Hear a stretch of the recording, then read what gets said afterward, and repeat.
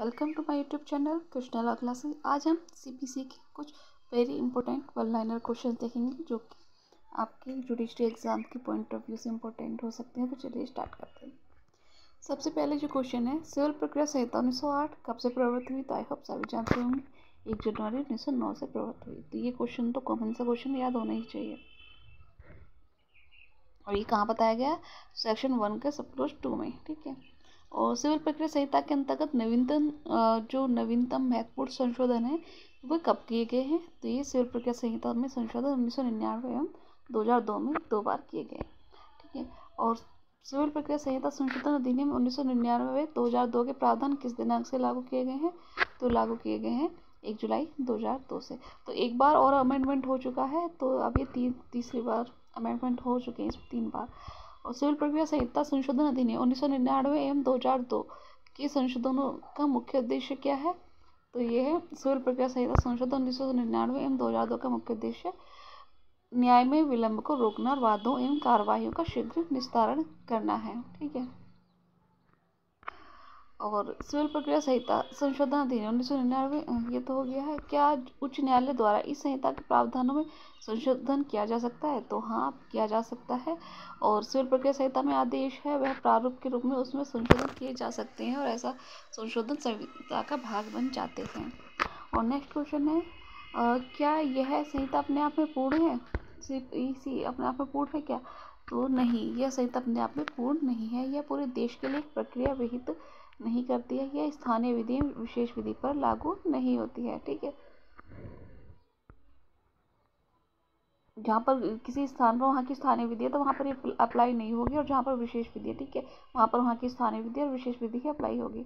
और next question है, civil प्रक्रिया संहिता किस प्रकार की विधि है? तो यह अधिनियम समवर्ती विधायी शक्ति के रूप में है और जिसकी रचना केंद्रीय विधायिका के द्वारा हुई, लेकिन स्थानीय आवश्यकताओं के लिए इस संहिता में राज्य विधानमंडलों के द्वारा संशोधन किया जा सकता है। और नेक्स्ट क्वेश्चन है, सिविल प्रक्रिया संहिता 1908 में कितनी धाराएं और कितने आदेश हैं? तो 158 धाराएं और 51 आदेश हैं। और सिविल प्रक्रिया संहिता प्रक्रिया विधि है, ये मौलिक विधि है, तो यह एक प्रक्रिया विधि है। सिविल प्रक्रिया संहिता में किस किस के द्वारा संशोधन किया जा सकता है? तो इसमें राज्य के विधानमंडल द्वारा और उच्च न्यायालय द्वारा, दोनों द्वारा संशोधन किया जा सकता है। तो सिविल प्रक्रिया संहिता में धाराएं और आदेशों को स्पष्ट करो। तो धाराएं प्रक्रिया के मूलभूत सिद्धांत तथा आदेश उन सिद्धांतों को लागू करने की प्रक्रिया के रूप हैं। ठीक है। नेक्स्ट क्वेश्चन है, क्या सिविल प्रक्रिया संहिता की द्वितीय अनुसूची में न्यायालय द्वारा जारी किए गए आदेशों के प्रारूप निश्चय प्रकृति के नहीं होते हैं? तो नहीं, यह प्रारूप निश्चित प्रकृति के नहीं होते हैं, क्योंकि अनुच्छेद 227 के अंतर्गत उच्च न्यायालय द्वारा और प्रारूप भेद किए जा सकते हैं। और नेक्स्ट क्वेश्चन है, यदि किसी विषय पर सिविल प्रक्रिया संहिता के प्रावधान नहीं है तो वहाँ कौन सी विधि लागू होगी? तो ऐसी परिस्थिति में न्यायालय की अंतर्निहित शक्ति काम आती है।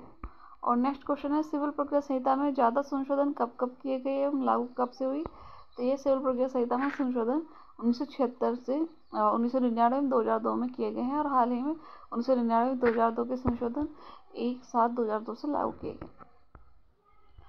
नेक्स्ट क्वेश्चन, डिग्री को परिभाषित करें। तो यह न्यायिक निर्णयों की औपचारिक स्वीकृति है जो न्यायालय द्वारा वादों विवादग्रस्त पक्षकारों की अधिकारों का अंतिम रूप से निर्धारित करती है। 2(2) में इसकी डेफिनेशन दी गई है। डिग्री की आवश्यकता तो क्या है? न्याय निर्णय की औपचारिक अभिव्यक्ति है पहले तो ये। दूसरा, न्याय निर्णय द्वारा विवादग्रस्त विषय हैं उनमें सभी या किन्हीं के बारे में पक्षकारों के अधिकारों का निश्चयात्मक रूप से निस्तारण करती है। ठीक है। और अंतिम डिग्री से क्या विपरीत है? अंतिम डिग्री वो कहलाती है जब कोई सिविल न्यायालय का न्याय निर्णय वाद का संपूर्ण रूप से निश्चित कर देता है, वह डिग्री अंतिम होती है। मतलब वाद के निपटारे के लिए कुछ शेष नहीं बचा है, कंप्लीट हो चुका है, तो वह अंतिम डिग्री होती है। क्या डिग्री प्रारंभिक और अंतिम दोनों हो सकती है? जी हाँ, बिल्कुल हो सकती है। क्या किसी चूक के कारण कोई वाद खारिज होता है तो क्या ऐसा आदेश डिग्री माना जाएगा? ऐसा आदेश डिग्री में सम्मिलित नहीं माना जाएगा, धारा 2(2) के प्रावधान के अनुसार। वेतन के बकाये के लिए क्या प्रारंभिक डिग्री पारित की जा सकती है? तो हाँ, की जा सकती है वेतन के बकाये के लिए प्रारंभिक डिग्री। और अगर राजीनामे के आधार पर कब्जा प्राप्त करने और अंतरण रोकने के संबंध में डिग्री दी गई है तो क्या ऐसी डिग्री वैध मानी जाएगी? हाँ, ऐसी डिग्री वैध मानी जाएगी। और डिग्री की परिभाषा में कौन से आदेश सम्मिलित नहीं है? तो न्यायालय का ऐसा निर्णय जिसकी अपील आदेश की भांति होती है। और चूक के कारण वाद की बर्खास्त इसमें शामिल नहीं है। आदेश से क्या तात्पर्य? तो न्यायालय के निर्णय की औपचारिक अभिव्यक्ति जो डिग्री नहीं है वह आदेश है। क्या वाद पत्र का खारिज किया जाना निर्णय है? तो हाँ, वाद पत्र का खारिज किया जाना एक निर्णय है। डिग्री कितने प्रकार की? प्रारंभिक और अंतिम 2 प्रकार की होती है। प्रारंभिक डिग्री कौन सी होती है? जिसमें वाद में अंतिम निर्णय के लिए कुछ अभी कार्यवाही बाकी रह गई हों। और औपचारिक अभिव्यक्ति से क्या अभिप्राय है? तब वाद पत्र में वादी ने जो विवादक तथ्य रखे हैं, ठीक है, जो वाद पत्र है उसको वादी ने जो भी अपने विवादक तथ्य रखे हैं उसे न्यायालय द्वारा स्वीकार या अस्वीकार करना औपचारिक अभिव्यक्ति कहलाती है। और न्यायिक निर्णय से क्या अभिप्राय है? तो ऐसा निर्णय जो न्यायालय के दोनों पक्षकारों की विवादित बिंदु को सुनकर देता है, न्यायिक निर्णय कहलाता है। और क्या एकिंचन वाद पत्र में प्रार्थना पत्र को खारिज किया जाना डिग्री है? नहीं, एकिंचन वाद पत्र में प्रार्थना पत्र को खारिज किया जाना डिग्री नहीं है, ठीक है।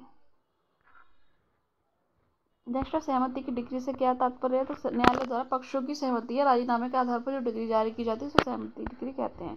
निर्णय से क्या अभिप्राय है? तो डिग्री अथवा आदेश के आधार पर न्यायालय के कथन को निर्णय कहते हैं। और डिग्रीदार से क्या तात्पर्य? वह व्यक्ति जिसके पक्ष में डिग्री दी जाती है। क्या ऐसे व्यक्ति के पक्ष में डिग्री दी जाती है जो वाद का पक्षकार नहीं है? हाँ, जो वाद में हित रखता है उसके पक्ष में डिग्री दी जा सकती है। क्या ऐसे व्यक्ति के विरुद्ध डिग्री दी जा सकती है जो पक्षकार नहीं है? नहीं, सामान्यतः नहीं दी जाती है, लेकिन अगर प्रतिभूत है तो दी जा सकती है।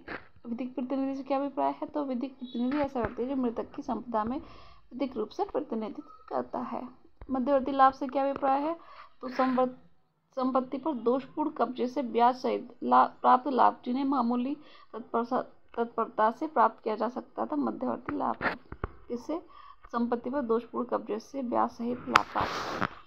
तो ये आज के लिए इतना रखते हैं, बाकी हम करेंगे नेक्स्ट वीडियो में। अगर वीडियो पसंद आए तो प्लीज़ चैनल को लाइक, सब्सक्राइब और शेयर कीजिएगा। Thank you for watching.